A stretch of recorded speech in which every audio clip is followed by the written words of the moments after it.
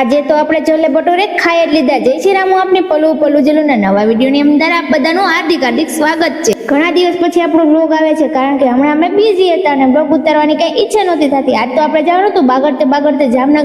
Blog તો પહેલા બનશે. આપણે પહોંચી ગયા બાગડતે જામનગર પહોંચીને પહેલા આપણે ખાઈ નાખી ગીગાભાઈની આપણે ભેળપુરી, કારણ કે ભેળપુરી કેટલા દિવસથી ખાધી નહોતી, એક નંબર ભેળપુરી હતી. પછી આપણે મારવાની હતી ચુસ્કી, એટલે કે આપણે ચાની ચુસ્કી ન મારી પણ કોફીની ચુસ્કી તો મારી. પછી આપણે કરવાની હતી થોડી ઘણી શોપિંગ. તો જુડિયોમાં આપણે આટો માને ગયો. તમને ખબર છે કે જુડિયો રહ્યું આપણું સરકારી.